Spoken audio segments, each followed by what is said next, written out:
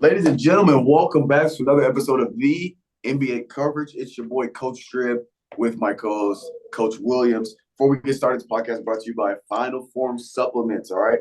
Guys, we got supplements for all you athletes out there, all you couch potatoes out there. You should be taking something if you exist. Even if you're not active, everybody needs a multivitamin. I got probiotics, things that just help with everyday life, whether you're active or not. Now, I also got the gains. I got the pre-workout. I got the protein powder. I got creatine, BCAAs, et cetera, et cetera. Go to finalformsubs.com. That's SUPPS.com and use promo code CoachDrip, all caps, no space. Get 10% off your order. All right. Let's get straight into it. So you guys that are consistent listeners know the deal. For anybody that's new, first of all, like, comment, and subscribe, all that good stuff. Please help us out. But for those of y'all that are new, that are listening, we're going to go over the standings, East, West. We'll go over some leaders in the NBA as of right now. And then we're going to Coach Williams is going to open us up with news, highlights, and lowlights, etc. All right. So East, we got number one. It's going to be the Boston Celtics. Sitting there at number one, Milwaukee. Now, let me double check because last time I did this, I was on the wrong week. I caught it last time, but let me just make sure we are up to date. And, of course, my phone wants to be slow. Hold on. Let me get off the Wi-Fi. We get off the Wi-Fi. Standings. Okay. Is this right?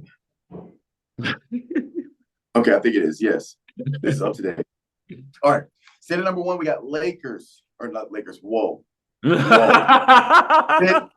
at number one, we got the Boston Celtics.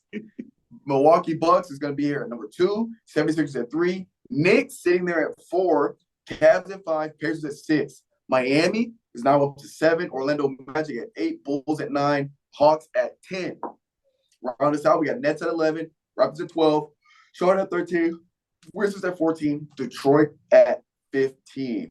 Now, in the West, we got some stuff shaking up in the West. So in the West, OKC is number one. Timberwolves is number two. Now they're technically tied. By the way. Yeah. They're tied. Yeah, they're technically tied. So it's the top two, really the top three is a tight window. Actually, the top four is a tight window. OKC, Timberwolves are tied for one. Then you got Clippers are sitting there one game behind them, and the Denver Nuggets are a half game behind. But I believe the Clippers have played less games than the Nuggets, so they're actually ahead of Denver, even though they're ahead of Denver, even though Denver is half a game behind. Clippers are one game behind. So it's just due because the Clippers have one less loss than the Nuggets, but they haven't played as many games. Anyway, so the top four is a tight race. So we got OKC, Timberwolves, Clippers, Nuggets. Then we got Kings, Suns for your 1 through 6. Then 7, we got Pelicans, Mavs at 8, Lakers at 9, Jazz at 10. Then we have Houston at 11, Warriors at 12, Memphis at 13, Portland Trail Blazers at 14. And rounding us out is the Spurs at 15. Now, real quick, going into the leaders, if this thing will load, of course, it's been loading perfectly fine all day, and then when we get on the pod, it wants to take forever to load. I give me just a sec. Okay, there we go. Let me make sure this settings are right. Okay. So leaders, Joel Embiid sitting at number one at 36 points per game. We haven't seen anything like this since Harden had that MVP season where he scored 30 plus 60 points a game. Then we got. He still got to play though. He got to play. He on a tight crunch. Not too many games he can miss. Correct. So those guys that don't know, you have to play at least 65 games. I believe it's 65, right? But you have to play at least 65 games. I think you have to play at least 65 games in the regular season to be eligible for the postseason award. So scoring title, MVP, defensive, etc. To be eligible for those, you have to play at least 65 games. And Embiid is down to single-digit games he can miss to be eligible. But rebounds per game, Sabonis is sitting there at 12.7. Tyrese Halliburton still sitting strong at 12.2. Shai Gilgeous-Alexander at 2.2 steals per game. And blocks per game, we have Victor Wembanyama at 3.1. All right, Calvin, kick us off with the highlights, lowlights, and or NBA news. I don't really have too much to talk about. Obviously, last week, it just seemed like a lot of people just wanted to get their game off. I mean, we had Joel scoring 70. Booker had 60 something. Luka had 70 something. 73. Yeah, Karl Towns had 62, I believe. 62 and everything, which brings me to that point right there. One thing I do want to talk about. Did you see the coach's reaction to that? Like the press conference after that game? Cat scoring 63 or 2? No, what was the reaction? Bro. So let me look this up real quick. He dropped 60 points, right? Right. But it was not the most efficient 60 points that I've seen. Like it was, let me see it real quick. I'm trying to figure out what he had and everything, as far as like points and all that. So I can't find the actual like breakdown and everything quarter by quarter. But bro, it got bad. It got bad. It started out really great. I think he dropped like 20 points the first quarter, 20 points the second quarter, something like that. And then it just went downhill and everything the last half. I think he scored like 14 and 4. If you watch that game, bro, he was forcing every single shot. Just like every time he touched it, he was just trying to up it and everything. Chris Finch, the head coach of Minnesota, basically came out in the press conference and said, that's not how we play basketball. He was just like, I feel like we were hunting shots. I feel like we disrespected the game and everything like that. It just wasn't good basketball. But it's the way that he said it, and I'm like, do you say that in a press conference or do you keep that in the locker room and everything? You know, you don't want to insult your players, but also you do want to give them criticism. But I was like, that's something that I probably would have kept in the locker room. I wouldn't have said it like that. I would have just said, yeah, we just played bad basketball and left it at that, you know? Because now I found the breakdown if you want it. Yeah, what was it? So he played 37 minutes, 62 points, 8 rebounds, 2 assists, shot 21 from 35, free throws 10 for 14, 3-pointers 10 for 15, 7 turnovers. And he had a field goal percentage of 60%, 3-point percentage of 66%, plus a minus of 0.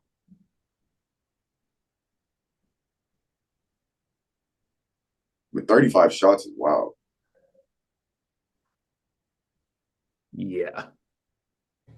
Does it give you the breakdown of like what he scored each quarter too?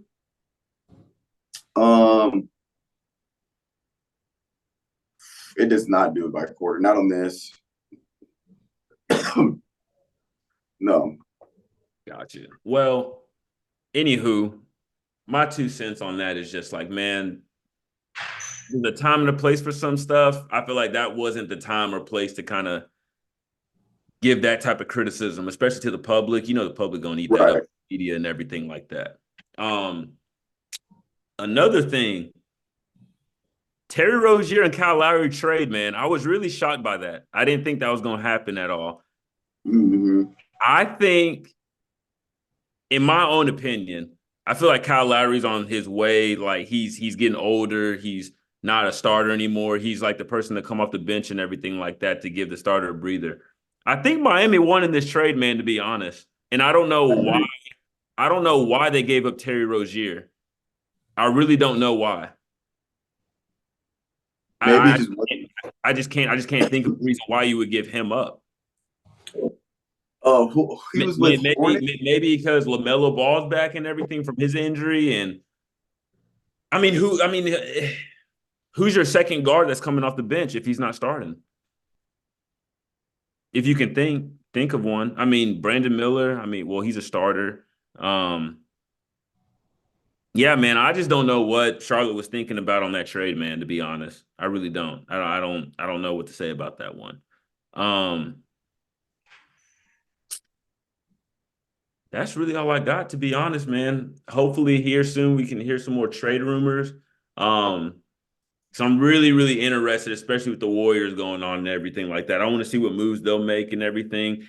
Really still high on the DeJounte Murray trade and everything. I know they started talking about like DeMar going there a little bit. The interest seems like it's gone up a little bit. So it'll be exciting to see who will go over to that team and everything and see how that kind of plays out. Honestly, I hope Murray goes just because I think he's just that. I think he might be that extra piece they need from the offensive and defensive side, just as far as the guard perspective. Because you think about their 3 through 5 and everything, I feel like they're pretty straight. I feel like where they're struggling is their guards right now. Um, Obviously, him coming in and everything, it'll take a lot of pressure off of LeBron. I think that'll give AR-15 a little bit more looks because he's been playing good, man. He's been hitting some game winners and everything. He's on a high roll right now, man. So Yeah. I'm really excited to see that. And then last but not least, man, Ricky Rubio retired. Oh yeah, Ricky Rubio. That's what I meant. I mean, what we used 15 years, I believe. He Yeah, 15 years. There was had a good run. no, and there was something on Instagram that I had liked earlier today that was talking about him and everything. It's a post that I can send you and everything, but it's basically talking about like how he reflected on his retirement and everything, focus on his mental health and everything like that, man. So I don't think he's done with basketball. I think he's done with basketball in the NBA because it looks like he's gonna go back home to Barcelona and play with them, which Right. is always gonna be good to go back to your home country and everything, play with the people you know, see family and everything like that. Cause it's kind of hard to get your family over from Barcelona to NBA games and everything just with the travel and all that. So Yeah, based for 15 years. yeah, I'm man. assuming like the majority of his family's there. So basically, he's been away on business for 15 years. I feel like Yeah. it could take a toll on you, especially if you got a family or Yeah. starting a family. I don't know if he's married. I don't know if he has kids, but I would assume if he did, that'd be tough. Basically growing up in a foreign country to them when the Mhm. the home is back home.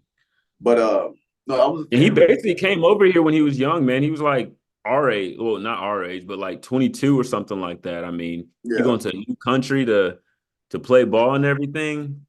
Like shit. But yeah, man, that's really all I got just far as like updates, news and everything. Yeah, once it gets close to that trade deadline, I feel like some things we're gonna have those surprising trades and everything. The ones that we like, I could have seen that, but it's gonna be interesting, man. It's gonna be interesting. So Now, I do have a highlight I want to mention for that Lakers Warriors game. I got two highlights. Shout out LeBron James, the GOAT, 36 points, 20 rebounds, 12 assists, the oldest person to have a 36-point double-double. And I believe he's the oldest person to have 20 rebounds. I might have to fact check that one, but I know he's the oldest with a 36-point double-double, 36 and 20. He's a little person with 36 plus points and 20 plus rebounds. So, and then shout out to Steph Curry, 46 points, 3 assists, 7 rebounds, and a steal. That game, Lakers win double overtime. LeBron hits the clutch free throws at the end, 2, bam, bam, 1 and 2 to get the dub there in Golden State. Again, another highlight I want to shout out Joel Embiid for his 70-point performance in a straight dominating win over the Spurs. So definitely a shout out there. And then I don't really have any lowlights, but shout out to the Knicks. Highlights. The Knicks are moving up. Like like Coach Williams said, the Knicks won that trade. And the Knicks are playing better offensively and defensively on both sides of the ball, and they're taking more pressure off Julius Randle. Now, Julius Randle, news report, Julius Randle's expected to miss a couple of weeks due to, I believe, a shoulder injury. So that's going to be a tough loss for the Knicks. He will be out. I think they're going to say they're going to reevaluate in 3 weeks, I believe, 2 to 3 weeks. So that's going to hurt the Knicks. But if we remember, looking at the standings, the Knicks have moved up to fourth in the East. So big highlight for the New York Knicks and such and such. Bulls are still sitting there strong at 9. I know we talked last time about the Bulls making moves. They're still sitting there at 9. And then big highlight shout out to Shai Gilgeous-Alexander and Anthony Edwards. They're both playing absolutely fantastic, phenomenal. And then I would be remiss if I did not mention the Clippers' four-headed monster. Okay, you got James. Now remember, they first started when they first got James Harden in the trade. They lost like 7 straight. All right, now they're on a tear. Remember, they're third in the West now, third behind, and they're only one game behind first. So next week we could be sitting here talking about the Clippers are the number 1 seed in the West. That is highly that's very, very possible. They're only one game behind. All right, now Clippers. We're talking about Kawhi Leonard, who is an actual monster. Okay, we got Paul George, another monster. Both great two-way defenders. James Harden is playing absolutely fantastic. And I think we need to give props to the man that has been slandered for years and years. We need to give Russell Westbrook his respects. Now, obviously, I think he had his respects, but he lost people. To me, it seemed like he lost it. He didn't lose my respect, but it seemed like to me he had lost that respect from the general the populace because of what transpired with the Lakers. It didn't work out. People were like, if you play with LeBron, it should always work out. People didn't give him respect for his Wizards year because they said he was just stat padding. He averaged a triple double there and got them from 13th in the East with the Wizards all the way up into the playoffs. Phenomenal, but they didn't want to give him his props there. They want to give him his props when he was with Houston. And I mean, he just never got his props. And now he's coming off the bench. He's playing phenomenal. He's exactly what the Clippers have been missing these years. We've been talking about the Clippers being one person away. So I want a big shout out to those guys and the entire Los Angeles Clippers team.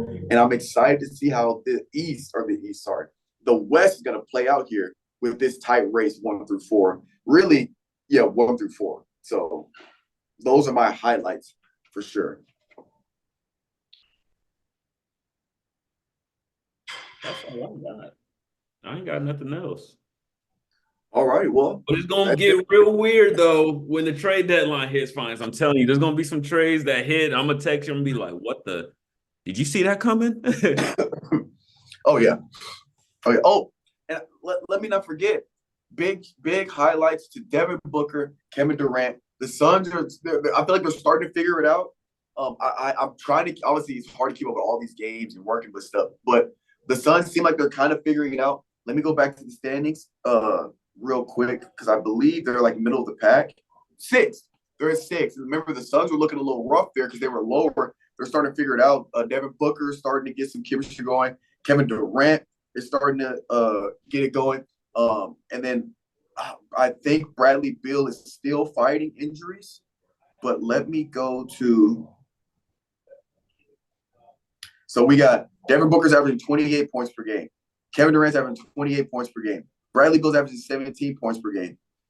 Jared Allen's averaging 13 points a game. Gordon's 12 points a game. Nurkic, 11 points a game. So you have 6 guys averaging over 10 points a game. And out of those 6, half of them are averaging over 15 points a game. So, I mean, they're playing good, efficient basketball. And I think they're going to start slowly trickling up here as we get closer to the All-Star break and stuff like that. But definitely had to mention those guys for sure. And Bradley Beal is and I just want to know, Bradley Beal is averaging 17 points per game off of 7. Wait, where is it at?